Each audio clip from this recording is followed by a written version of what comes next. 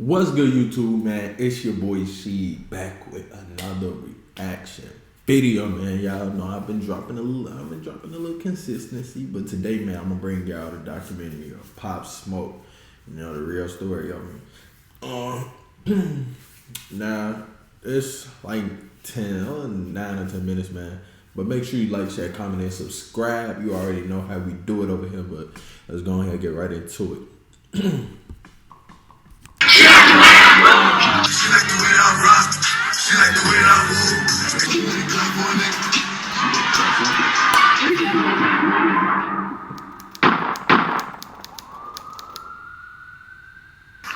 Hey, it's 523. I need an ambulance right now.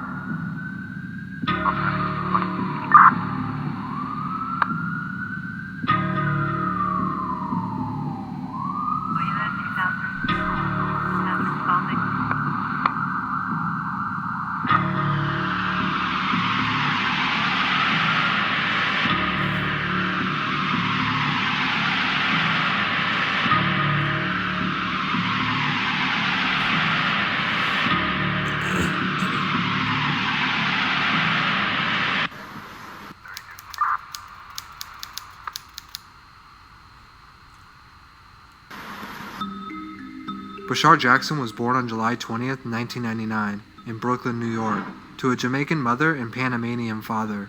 He gained a taste for music early on as his mother sang in the choir and his father played conga drums. He stated where he's from, there's only 3 options of making it out: become a rapper, a ball player, or a drug dealer. It just so happened he would experience all 3 of these. In middle school, he would be expelled from school for bringing a gun in his backpack, marking the beginning of the rough teenage years which would inevitably lead him to joining the Crips and Woos. But this doesn't mean he didn't try sports as a way out first, though. When he was 15, he got a scholarship to Rock Top Academy in Philly, but was forced to leave his hoop dreams after a doctor's visit showed he had a heart murmur. In his own words, "You like nice things, you gotta do things to get nice things." He would return to the streets once again, where he had his first taste of the finer things in life. By the age of 16, and that little long sleeve was a little tight on him. That nigga was like this with that motherfucker. he had made enough money to buy himself a 5 Series BMW. Even though this was years later, he eventually was charged for bringing the weapon to school and placed on 2 years probation and house arrest. This forced him to focus on school. He says this is the only reason why he graduated. One night when he was hanging out with his friends, they all decided to go to a music studio, where his acquaintance Jay Guapo was recording that night. After a few hours of Jay Guapo recording, he ended up falling asleep in the studio. With the studio time already being paid, he decided to hop on the microphone. Having never rapped seriously before, he went to YouTube and pulled up beats. He recorded Money, Power, Respect that night, and the very next day everyone on his block was showing love to his song. He knew then he might have a chance of making it out of the streets. With his whole hood behind him, he knew he needed to drop some more music. He went back to YouTube wanting more beats from the same person.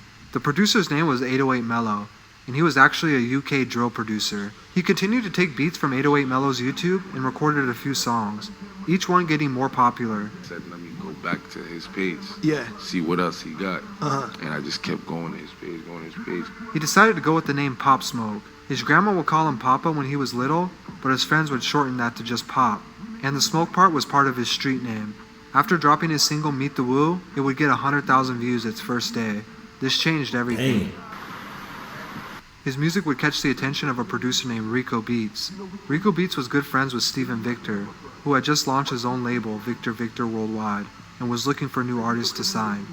Steven reached out to Pop Smoke and they decided to meet later that week in his New York office. It was in this office that Pop Smoke not only signed his first deal, but he and Steven would come up with a game plan of how he was going to change the game forever. While they met, Pop showed Steven he had talent far outside of the drill music he had been putting online. He could actually sing too, and he was pretty good at it.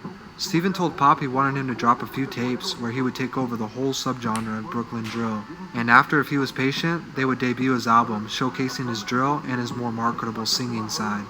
While this is going on, 808 Mello is in the UK watching Pop gain a bigger and bigger buzz off his beats, without paying him. He reached out to Pop Smoke for payments of his now pretty popular songs, but instead of getting money, Pop offered to fly him out to New York. I don't really say, man, you getting big off these beats. I need some payment or something. For a nigga, I don't know how you supposed to look at something like that, because it's like, like, damn, you getting big off my shit. Like, I see it from both sides. I see it as a positive and a negative. I know Pop Smoke didn't really care about how he came, how he like text him or whatever. But it's like damn, bro. People nowadays, that's why like motherfuckers get copyrighted so much, cause it's like, damn, bro. Like, some people just can't. Like, you ain't gonna allow the world to use your shit. And it be like, not in Pop Smoke case, but it's like in a lot of like up and coming people, even myself, it's like when you use somebody's shit and then it gains some attraction, then that's when motherfuckers start like, man, you gotta give me some money. You can't, like, damn, I'm not saying you supposed to just allow them to use your shit for free, but it's like give them some time. You know what I mean? Like, I don't know. Maybe it's just me, cause it's like niggas won't support you unless like I doubt like if Pop Smoke would have got like big or like and they kept using his beats, I doubt folks would have even hit him up. That's how I feel. Like, I feel like he would have just let him keep using his beats. But I don't know. Maybe it's me. Work in-house on his upcoming mixtape, Meet the Woo. Just before dropping his tape, he released his single titled Welcome to the Party, and his life changed forever. The song went crazy, and he was no longer a struggling local artist. The whole state of New York knew who he was. With his name circulating the streets, they knew it was time to drop his debut tape. On July 26, 2019, Meet the Woo Volume 1 officially dropped. Dior would peak at number 22 on the Billboard Hot 100 and would later go platinum, taking his career to the next level. After the release of this tape, Pop began to break into the mainstream, getting co-signs from multiple major artists. With the success of his tape, he was finally I ain't gonna lie, my bad for all this pausing, y'all, but it's like when Pop Smoke was dropping his shit, like Welcome to the Party, Dior, and a couple of other joints. But it's like, bro, he took fucking Brooklyn over when like everybody was Welcome to the Party. Like everybody was bumping that shit, and it was crazy. Like, it's always crazy to see artists like grow, especially when you living in that time. to sell out bigger shows too. Even Travis Scott invited him to perform on his Astro World Tour. But the music wasn't just popular in the United States. Because 808 Mellow and Pop Smoke's music bridged the gap between UK drill and New York, even people overseas were catching wind of the music and wanted to hear more after the UK rapper Skepta remixed Welcome to the Party. This was a huge moment because Skepta is known for being one of the biggest drill artists in the UK, and this would bring more attention in Pop's music. Ultimately, the popular DJ Semtex would invite Pop to come perform overseas, despite promoters being skeptical due to him only having a few songs out. It didn't matter though, he was already becoming a superstar, selling out every show in the UK. The UK embraced him like no American rapper before. He was the only one to bring the UK drill sound to the United States and do it successfully. After returning home and enjoying the rest of his 2019, he went on a promo run, hyping up his coming tape, Meet the Woo 2. In January, he attended a Louis Vuitton fashion show in Paris, but on his trip back to New York, the FBI was waiting for him and arrested him. He was held for allegedly stealing a Rolls-Royce Wraith valued at $375,000 from a home in Los Angeles. He was later released on $250,000 bond, but prohibited. Ever wondered about search? Visit YouTube to learn more about how search works. So I've got my essay written, and I've been working on it for about a week. So now I'm going to show you how I use Grammarly to edit. From traveling outside the United States without permission. This led to 50 Cent, who had been watching Pop from a distance, to call a meeting with Pop and Steven. 50 led the meeting by warning him he didn't need to be doing these things anymore. He told him to watch his friends and the company he keeps, because they're waiting for you to fuck up. They aren't really your friends. 50 would tell him to follow his guidance. 50 was like, I'm sorry for pausing out, but 50 to Pop Smoke was like a real life, like damn near mental, bro. And then it's crazy how much 50 was like. And then honestly, 50 don't need like shit. That nigga is already rich, but for him to like try to guide Pop Smoke, and then even after his passing, which was definitely unfortunate, he kept pushing his music. Like, he was promoting the fuck out of his shit. I followed 50 on Instagram, and he was promoting the fuck out of his shit, and that take like a real man to, even after somebody passed, to continue to push they shit.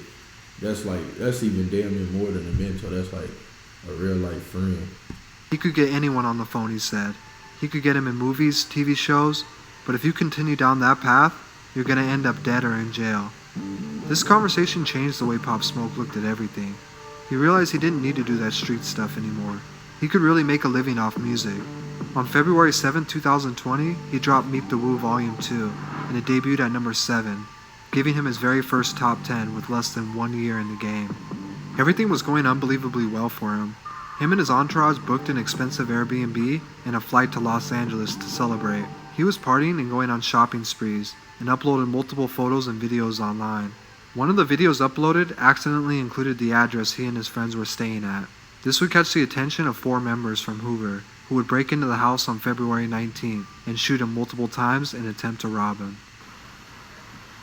Initially, speculation that it was an inside job from one of Pop's friends circulated, or that the owner of the Rolls Royce he had stolen was responsible, but these theories were quickly debunked. Friends and neighbors were interviewed, but very little information was given out, quickly leaving his family and fans to believe the killers may actually get away with this. Stephen Victor took to social media to let everyone know that justice will be served. He was right, and in July 2020, the LAPD arrested 5 suspects for Pop Smoke's murder. The LAPD went public, letting everyone know they had to solve this the old-fashioned way, going door to door asking neighbors of the suspects if they had heard anything. Ultimately, footage from nearby houses and businesses traced the killers back to Hoover Street. It's still believed that the leaked address on social media was the motive behind the robbery gone wrong. Meanwhile, the investigation was going on. 50 Cent had reached out to Steven, telling him he wanted to executive produce Pop Smoke's posthumous album. Steven, who had stated he didn't want to put any of Pop's music out due to being sad just hearing his voice, ended up allowing 50 Cent to help create a project Pop would have been proud of, so his family could benefit from it. 50 started reaching out to multiple artists and started filling open verses on unfinished songs. On July 3, 2020, Pop Smoke's debut album, Shoot for the Stars, Aim for the Moon, was released, and it debuted at number 1, with 251,000 copies being sold its first week. With the number 1 album and his killers behind bars possibly facing a death penalty, it felt like a small win in the right direction. But the truth is, none of this needed to happen. He was only 20 years old with under a year in mainstream rap, and he had already managed to create a whole new sound. Although he's gone, his music will live forever.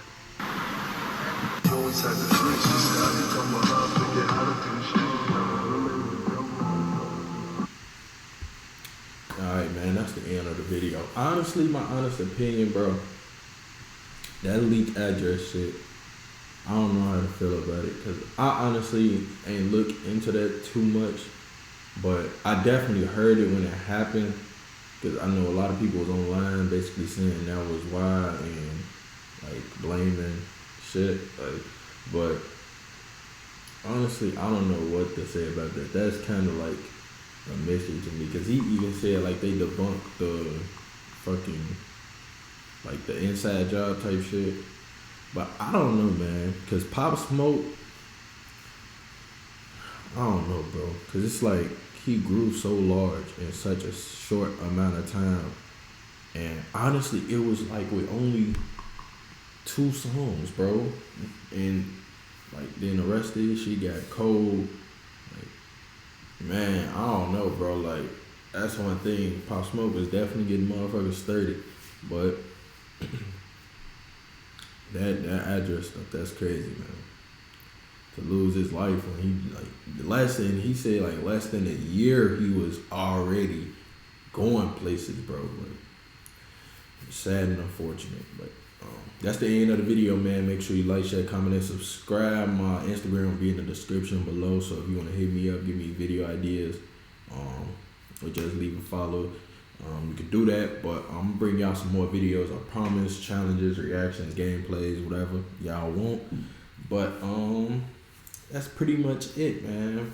The real Pop Smoke story / documentary. I already know what we got going on, but this your boy Sheed. I'm gone.